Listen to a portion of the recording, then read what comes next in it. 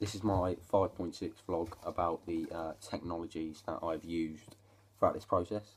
The first new technology for me was Weebly itself, the blog sharing website, obviously, which we've used for all of our coursework.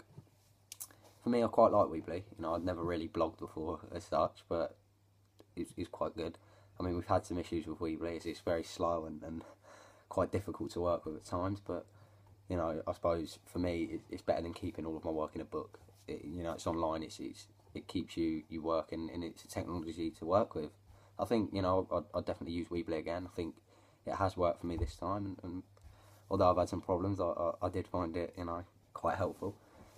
The second new technology for me was the actual camera itself. As I was in tech media studies at GCSE, I weren't really sure how to work a camera. I didn't even know how to turn it on, but obviously now I've been able to shoot a film with it, and I feel a lot more comfortable using a camera.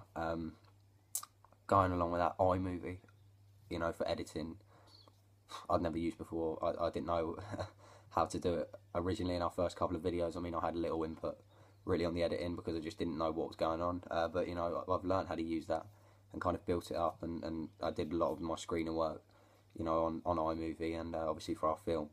I feel I played quite a big part in our editing our film. I was able to contribute. I knew maybe I didn't just put a transition in for the sake of it. We tried to look at that, and I feel I got a lot more comfortable with iMovie. Prezi was something that as well that I'd not worked with before. Obviously, making a presentation, you use Prezi. It's a lot more of a creative way to make a presentation. Obviously, I'm used to doing it just on like Windows or Word, but Prezi is quite colourful. It looks good, I suppose. Really, it just looks good, and I'd definitely use it again because it looks very professional and it's very organised, and I kind of like that. Also, in the evaluation task, the Poplet, again, something new that I'd never really worked with before.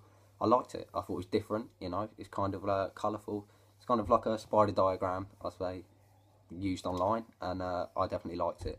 I thought it was different again. It's better than just writing something on a piece of paper. But no, I like the Poplet. It was kind of helpful.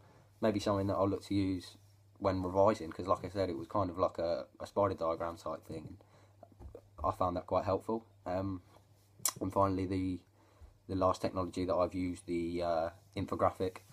Although it's 5.7, I have already done it. But the infographic is obviously a way to incorporate pictures and text. I think the pictures, I've used obviously mine is if I've got a picture and then text underneath, and that's helpful because obviously you can use the picture to talk about without having to click on something separate, and it's very good because you can analyse aspects of the picture below the text, and it's easy for the person reading it to find where it is. But yeah, overall I think working with a lot of new technologies throughout this process, and it's been really interesting for me, and I think again I'd like to use a lot more of them technologies again in the future, hopefully.